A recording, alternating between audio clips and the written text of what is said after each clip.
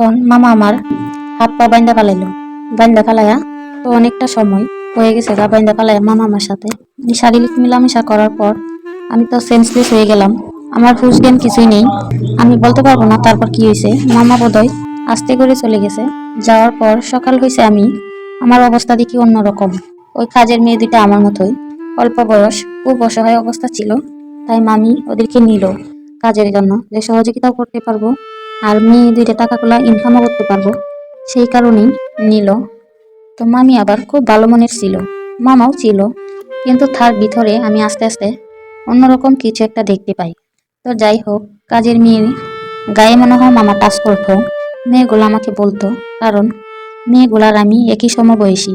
তো মেয়েগুলো আমাকে বলতো যে আপু এরকম ঘটনা, মামা আমাদের গায়ে টাচ করে, মামা আমাদের সাথে অন্য কিছু শারীরিক সম্পর্ক করতে চায়, এসব বলতো। বলে বলে কাইন্দাও দিত। আমি বিশ্বাস করতাম না। তো আমি কইতাম মামা এরকম না, মামা ওরকম না, মামা খুব ভালো। কারণ আমি যেটা দেখছি আমি তো সেটাই বলবো, তাই না? পরে এরকম করতে করতে একদিন মামিকে ওই মেয়েটা বলে ফেললো যে মামা মেয়েটার সাথে ভালোভাবেই মনে হয় এরকম করলো, মেয়েটার সাথে মনে হয় শারীরিক কিছু করছে। তারপরে ওই মেয়েটা মামির কাছেও বলে দিল। বলে দেওয়ার পর মামার সাথে তো সেই ঝগড়া। এখন তো শরম, ওই মেয়েটাও শরম পাইলো, মামিও শরম পাইলো, মামাও শরম পাইলো যে এরকম মেয়েকে এত ভয় দেখানোর পরেও মামিকে কথাটা বলে দিল। পরে মামি ওই মেয়েকে 3 মাসের টাকা পয়সা দিয়ে বাড়ি থেকে বের করে দিছে যে তুমি অন্য কোথাও কাজ খুঁজে নেও। মামিকে মামা আবার এটি একটু ভয়ভীত, কারণ মামি অনেক সুন্দর ছিল, শিক্ষিত মহিলা ছিল, অনেক ভালো মনের একটা মানুষ। তো যাই হোক, মামির বয়সও তেমন না, আমাদের চেয়েও তো 2-3 বছরের সিনিয়র হবে মামি। তারপর ওইখান থেকে ওই মেয়েটাকে যখন বিদায় করে দেয়, তখন আরেকটা মেয়ে ছিল। ওই মেয়েটার চেহারা ছবি তেমন একটা ভালো ছিল না। ওই মেয়েটাকে মামা এরকম হয়তো টাসটুস করতো, কিন্তু ওই মেয়েও আমাকে বলতো যে আপু এরকম ঘটনা। মামিকে কখনো বলে নাই, কারণ মামিকে বললে যদি বের করে দেয়, কারণ ওই মেয়েটা অনেক গরিব। ওই মেয়েটা এসব কিছু ভেবে মামিকে আর কিছুই বলে নাই। শুধু মামাকে বলছে যে মামা আমি তো খুব গরিব, আমি ফ্ল্যাটের দায়ে আপনার বাসায় কাজকাম করি, আপনি আমার সাথে এরকম কিছু করেন না। আর মামারও ওই মেয়ের প্রতি খালাতো বেশি একটা ফিলিংস নাই। তো ওরকম কয়েকদিন যাওয়ার পর মামা দেখি আমার দিকে কোন নজরে তাকায়, কারণ এই সময় তো আমি সব বুঝি, কে কিভাবে দৃষ্টিতে তাকায়। আমি সেই তাকানোটা একটু বুঝতে পারি।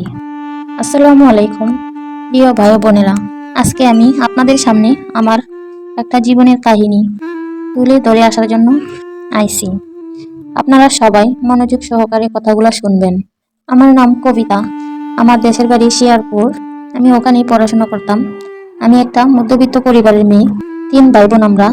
তো আমি ওখানে গ্রামে পড়াশোনা করতাম। করার পর ক্লাস 5 পাস করার পর আমার মার এক স্বাস্থ্য ভাই, তারা ঢাকায় থাকে, ঢাকায় বসবাস করে। তাদের অবস্থা ভালো, টাকা পয়সার অভাব নেই, বড় লোক। আমার মার স্বাস্থ্য ভাই, তো সে একদিন আমাদের এখানে বেড়াতে আসে। সে প্রায়ই বেড়াতে আসতো আমাদের এখানে। আমার মামা হয়, মানে আমার মাকে এমন ভাবে দেখতো যেন আপন ভাই বোন, মনে হয় এক মার পেটের ভাই বোন তারা, এরকম মনে হয়, এরকম তাদের সম্পর্ক। তো আমার মা ভাই বলতে অজ্ঞান, আর আমার মামাও বোন বলতে অজ্ঞান। তো যাই হোক, আমি 5 পাস করার পর আমার মামা মিষ্টি নিয়ে আসলো, বাগনি পরীক্ষাতে পাস করলো, খুব খুশি। এখন আমি 6-এ উঠবো। তো মামা অফার করলো যে মেয়ে মেধাবী, তো আমি তোমার মেয়েকে ঢাকা পড়াশোনা করাবো। আমার মামা বলে আমার মাকে যে তোমার মেয়েকে ঢাকায় পড়াশোনা করাও, ও আরো ভালো করবে। তো আমার মা বাবাও চাইতো আমি পড়াশোনায় যেন আমি আরো এগিয়ে যাই। মামা এটা বলার পর আমার মা বলে আমাদের তো ওখানে কেউ নেই। তখন বলে মামা কেউ নাই বলতে, আমি তোমার কি কেউ নাই বললে যে তুমি? তো আমার মা বলে ও তুমি তো আছোই, তুমি থাকো বাইরে। তো আমার মামি আছে, মামি হলো প্রেগনেন্ট, বাসাতেই থাকে। মামি কোনো চাকরি বাকরি করে না, এমনিতেও মামাই চাকরি করে। মামা একজন খুব ব্যবসায়ী, তো বিশাল বড় বাড়ি তাদের। তো আমিও চিন্তা করলাম যে মামার এমন একটা বাড়ি আছে, ওখানে থাকবো মামার সাথে। মামা আমাকে স্কুলে দিয়ে আসবে, নিয়ে আসবে, কত বড় একটা এই। তো আমরা তো মধ্যবিত্ত পরিবারের, আর তারা তো অনেক বড় লোক। তখন আমার মা বলে আচ্ছা ঠিক আছে ভাইয়া, তোমার সাথে নিয়ে যেও। তো ফার্স্ট তো আমি গ্রামেই করলাম। তারপর মামার এখানে আমাকে নিয়ে গেল, সাথে আমার আব্বু আম্মু গেছিল, গিয়ে আমাকে দিয়ে আসলো। তারা 2-4 দিন থাকছিল, একসাথে মজা টজা করছি। আমাদের সব ভাই বোন গেছিলাম। যাওয়ার পর মামা আমাকে ভর্তি করিয়ে দিল, ঢাকায় 6-এ ভর্তি করিয়ে দিল। তো অনেকদিন গেল ভালোই। আমার আবার প্রাইভেট টিচার ছিল, মহিলা টিচার ছিল, ম্যাম ছিল। ওনার কাছে আমি পড়াশোনা করতাম, বাসায় এসে পড়াতো। আমি আরো এগিয়ে গেলাম।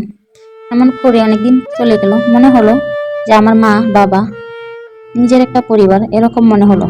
তো আমাকে খুবই ভালোবাসতো। মামার কাছে কোনো কিছু চাওয়ার আগেই পাইতাম, কারণ তাদের তো কোনো টাকা পয়সার অভাব ছিল না। তো এভাবেই আমার বয়স 15-16 এরকম হয়ে গেল। আস্তে আস্তে আমি বড় হলাম, অনেক কিছু বুঝতে শিখলাম, জানতেছি। তো বাসায় তখন মামির বাচ্চা হয়েছে। তো বাড়িতে দুইটা কাজের মেয়েও ছিল। ওই কাজের মেয়ে দুইটা আমার মতোই, অল্প বয়স, খুব অসহায় অবস্থা ছিল।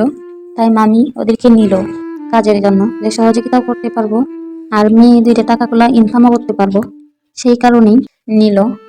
তো মামি আবার খুব ভালো মনের ছিল, মামাও ছিল। কিন্তু তার ভিতরে আমি আস্তে আস্তে অন্যরকম কিছু একটা দেখতে পাই।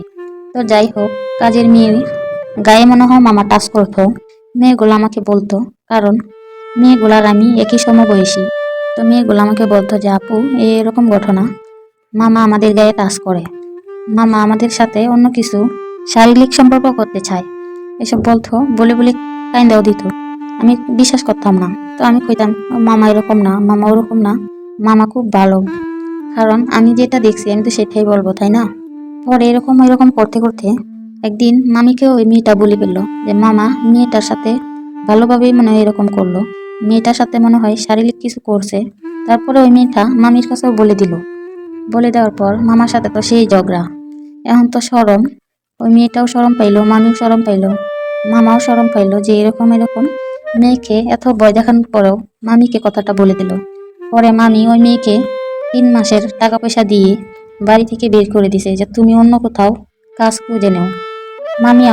মামিকে মামা আবার একটু একটু ভয় পেত, কারণ মামি অনেক সুন্দর ছিল, শিক্ষিত মহিলা ছিল, অনেক ভালো মানের একটা মানুষ। তো যাই হোক, মামির বয়সও তেমন না, আমাদের চেয়েও তো 2-3 বছরের সিনিয়র হবে মামি। তারপর ওইখান থেকে ওই মেয়েটাকে যখন বিদায় করে দেয়, তখন আরেকটা মেয়ে ছিল। ওই মেয়েটার চেহারা ছবি তেমন একটা ভালো ছিল না। ওই মেয়েটাকে মামা এরকম হয়তো টাসটুস করতো, কিন্তু ওই মেয়েও আমাকে বলতো যে আপু, এরকম এরকম ঘটনা। মামিকে কখনো বলে নাই, কারণ মামিকে বললে যদি বের করে দেয়, কারণ ওই মেয়েটা অনেক গরিব। তো মেয়েটা এসব কিছু ভেবে মামিকে আর কিছুই বলে নাই। শুধু মামাকে বলছে যে মামা, আমি তো খুব গরিব, আমি ফ্ল্যাটের দায়ে আপনার বাসায় কাজকাম করি, আপনি আমার সাথে এরকম কিছু করেন না। আর মামারও ওই মেয়ের প্রতি খালাতো বেশি একটা ফিলিংস নাই। তো ওরকম কয়েকদিন যাওয়ার পর মামা দেখি আমার দিকে কোন নজরে তাকায়, কারণ এই সময় তো আমি সব বুঝি, কে কিভাবে দৃষ্টিতে তাকায়, আমি সেই তাকানোটা একটু একটু বুঝতে পারি। তো এরকম অনেকদিন যাওয়ার পর মামা আমার সাথে হাইসা হাইসা কথা বলে, আমার কাছে ঘেসে ঘেসে কথা বলে, আমার খুব বিরক্ত লাগে। তো আরেকদিন আমার রুমের ভিতরে যেভাবে শুয়ে থাকি সব সময়, আমি সেভাবেই শুয়ে আছি, নিজের রুম, গায়ে ওড়না টুন্না নাই, শুয়ে শুয়ে আমি একটা উপন্যাস বই পড়তেছিলাম। তো মামা হুট করে আমার রুমে ঢুকলো, শুধু জ্বালানা খোলা, সন্ধ্যার টাইম। মামা আমার রুমে ঢুকে আমার গায়ে জানি কিভাবে টাচ করলো, মানে আমার হাতের মধ্যে। তো আমি বললাম, মামা তুমি আমার সাথে এরকম করবে না, আমার ভালো লাগে না। মামা একটু মন খারাপ করে বলল, তুই এরকম করিস কে, তুই জানি কেমন চেঞ্জ হয়ে গেছিস। মানে উল্টা আমার কথাই আমাকে ফিরত দেয় আমি চেঞ্জ হয়ে গেছি। যে জায়গায় আমি বলবো যে মামা তুমি চেঞ্জ হয়ে গেছো, সেই জায়গায় আমাকে বলে, সে বলে আমি নাকি চেঞ্জ হয়ে গেছি। তো আমি বললাম, আচ্ছা ঠিক আছে, তুমি যদি মনে করো আমি চেঞ্জ হয়ে গেছি, তা হয়েছি, তুমি তোমার রুমে যাও। তখন মামা বলে, এটা কিন্তু আমার বাড়ি, হ্যাঁ, তো তোমার বাড়ি, তুমি তোমার রুমে থাকো। তখন আমি মামির সাথে ড্রয়িং রুমে গিয়ে বসি। তখন বলে, এখানে বস, আমি তোর সাথে কথা আছে।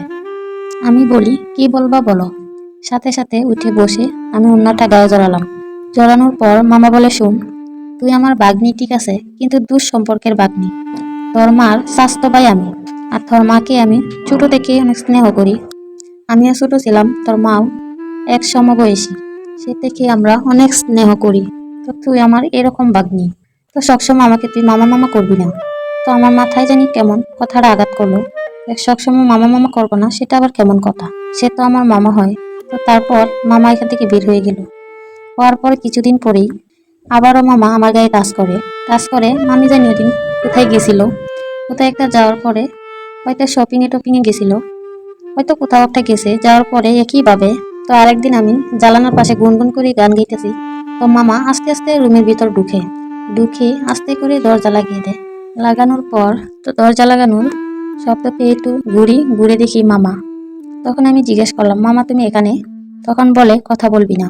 তো ড্রয়িং রুমে আবার মামা জোরে জোরে বক্স বাজায় আসছে, যেন আমাদের কথা বাহিরে না যা। তো মামা আস্তে আস্তে আমার কাছে আসার চেষ্টা করে, কারণ সে তো একজন ছেলে মানুষ, পুরুষ মানুষ, তার সাথে কি আর মেয়ে মানুষ এভাবে পারে? তখন আমাকে ধরে বলে যে দেখ, তোকে আমারে ভালো লাগে, হ্যান ত্যান, তো তোর মামি বাড়িতে নেই, তো তোর সাথে আমি কিছু সময় কাটাতে চাই। যে মামা আপনি এটা কিভাবে বলেন, এসব কথা কিভাবে বলেন? তো এরকম করার পর মামার সাথে অনেকক্ষণ যুদ্ধ করলাম আমি, মানে দস্তাদস্তি যাকে বলে এক কথায়। তখন মামা আমার হাত পা বাইন্দা ফালাইলো, বাইন্দা ফালাইয়া তো অনেকটা সময় হয়ে গেছে গা বাইন্দা ফালাইয়া মামা আমার সাথে শারীরিক মেলামেশা করার পর আমি তো সেন্সলেস হয়ে গেলাম। আমার হুঁশ জ্ঞান কিছুই নেই, আমি বলতে পারবো না তারপর কি হয়েছে। মামা বোধহয় আস্তে করে চলে গেছে। যাওয়ার পর সকাল হয়েছে, আমি আমার অবস্থা দেখি অন্যরকম, কারণ মামা যে আমার সাথে এটা করলো সেটা তো আমি জানি। এখন আমি কি করব, কি করা উচিত? কারণ এগুলা কথা আমি মামির সাথেও বলতে পারতাছি না, নিজে কন্ট্রোলে রাখতে পারতাছি না।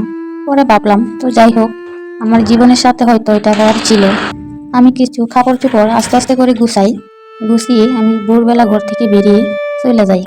4টা, 4:30টার দিকে আমি জাগনা পাইছি, জ্ঞান ফিরছে আমার। তো 5টা, 5:30 হতেই আমি আস্তে করে বের হয়ে যাই। তো ঢাকা শহরের মানুষ একটু দেরি করে ঘুম থেকে উঠে, তখন আর আমাকে কেউ টের পায়নি। তো এভাবেই আমার একটা ক্লাসমেট ছিল, ওর কাছে যাই, যে ওর কাছে তাকি মার কাছে ফোন দিয়ে বলি যে মা, আমার এই ঘটনা। মাকে আমি সবকিছু বলি নাই, বলছি শুধু যে মা, আমি মামার কাছে থাকবো না, আমার একটা ক্লাসমেট আছে, এখানেই পড়াশোনা করব, তুমি আমাকে খরচ পাঠিও। তখন মা বলে ঠিক আছে। মা বাবা আমার অনেকেই ভালোবাসতো। তো আমি ওখানে থাকতে থাকি, পড়াশোনা করতে থাকি। তো আমার দিনগুলো তখন ভালোই যাইতেছিল। আর আমার সাথে যেটা হয়ে গেল সেটাই আমার মাথায় কিছুতেই বের হচ্ছিল না। তো একটা কথা সবাইকে বলবো, তো গার্জেন গুলারে বলতে চাই, যে মামা হোক বা নিজের ভাই হোক না কেন, যে আমি আমার সন্তানকে যে কোথায় দিতেছি, যাচাই বাছাই করা উচিত, মাঝে মাঝে খোঁজ খবর নেওয়া উচিত। আর আমি মনে করি না দেওয়াটাই ভালো। যার যতটুকু সামর্থ্য, কাছে রেখা সন্তানদেরকে লেখাপড়া করানোর চেষ্টা করবেন, দূরে দিবেন না। কারণ পর পরই থাকে, পর কোনোদিন আপন হয় না, সেটা আমি গা ঠেকাতে প্রমাণ পাইছি। তো প্রিয় ভাই ও বোনেরা, আমার গল্পগুলা, আমার কথাগুলা একটুও যদি আপনার মাথাতে ঢুকে বা ঢুকাতে পারি, তা সবাই এগুলা দিকে খেয়াল রাখবেন। আর আমার ঘটনাগুলা কারো মনে একটু হলেও বাড়ি দিয়ে থাকে গার্জিয়ানদের প্রতি, তাহলে আমি আশা করব সবাই সচেতন অবস্থায় থাকবেন, ভালো থাকবেন, সুস্থ থাকবেন। আল্লাহ হাফেজ।